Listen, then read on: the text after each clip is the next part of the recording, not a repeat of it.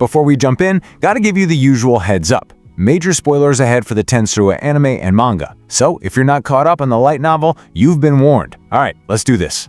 So, what happens when you accidentally ruin a demon lord's master plan? Just imagine it for a second. You're in a room with basically the gods of your world, and then it hits you. The thing you did?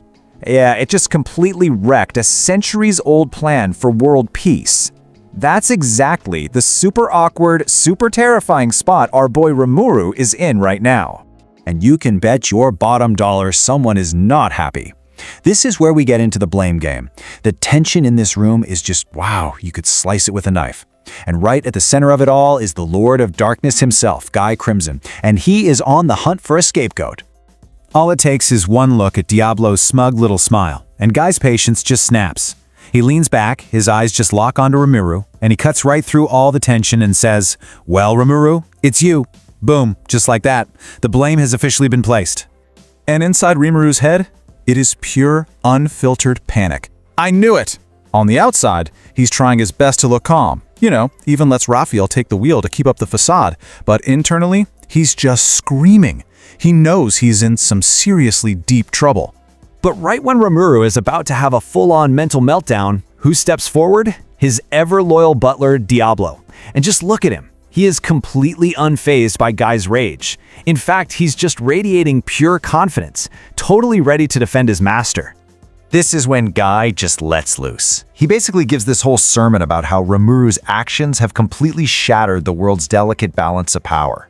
He lays it all out. His agent, Mizeri, had a plan, and because of Rimuru's meddling, it failed. And now, the entire Western nations are teetering on the edge of chaos and just destroying themselves.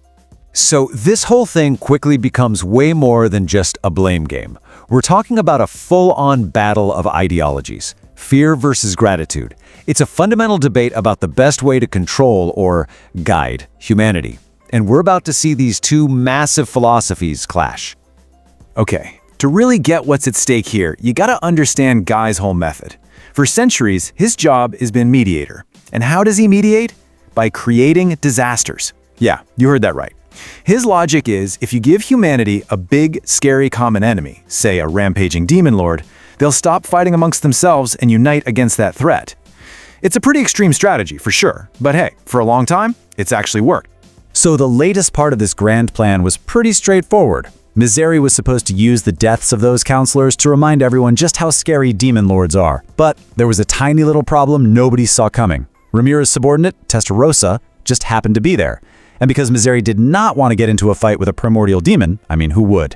She had to abort the mission. And just like that, with that one little hiccup, Guy's entire system for controlling the world just fell apart. And this is where it all comes to a head. You've got these two opposing philosophies about how to rule the world ready to clash. On one side, you have Guy Crimson, repping Team Fear. And on the other, you have Diablo, stepping up to champion a brand new way of thinking for his master, Rimuru. So Diablo steps up, and he starts his argument with something pretty profound. He's like, indeed, fear makes people obedient. However, that's not the best way to utilize their full potential. Resentment will be the only thing that remains. He admits that, yeah, fear works, for a while, but he points out that over generations, that fear just fades. And what's left? Not loyalty, just resentment. The kind of resentment that always leads to rebellion. And this is where Diablo drops his bombshell, his grand design. A new world order based not on fear, but on gratitude. He lays out this whole new economic principle. Step 1, redistribute wealth to create some equity. Step 2, control the economy to create dependence. Step 3, guarantee their security, earning their trust. The final result? You cultivate gratitude, not fear. Instead of hating their rulers, people will be thankful and they'll cooperate willingly just to keep the good times rolling. It's genius. I mean, come on. Diablo's argument is so airtight, so brilliant, it just leaves everyone in the room speechless. You've got these ancient, incredibly powerful demon lords like Leon and Luminous, and they are just staring, completely impressed. You can see it on their faces. They are totally sold on this idea. Diablo just won the whole room over. So, Diablo's victory here is absolute. He just completely dominated that debate.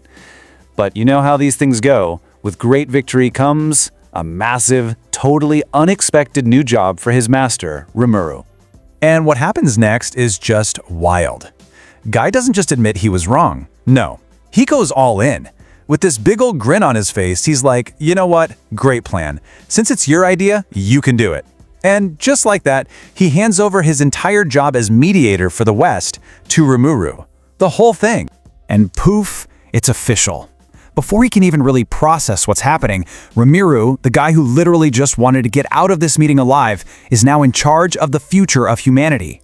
Diablo's argument was so good, so convincing, that Rimuru is totally backed into a corner. He literally has no choice but to accept this insane new responsibility. Now, you'd think that would be the end of it, right? Mic drop. Meeting over. But nope, we're not done yet.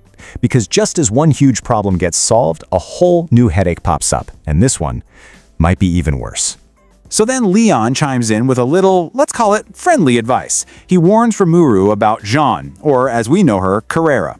He says, and I'm quoting here, she has a violent temper and a penchant for unleashing nuclear magic whenever she feels like it. So basically, if she gets even a little bit ticked off, she might just nuke his entire city into oblivion. No big deal, right? And not to be left out, Luminous adds her 2 cents about Ultima.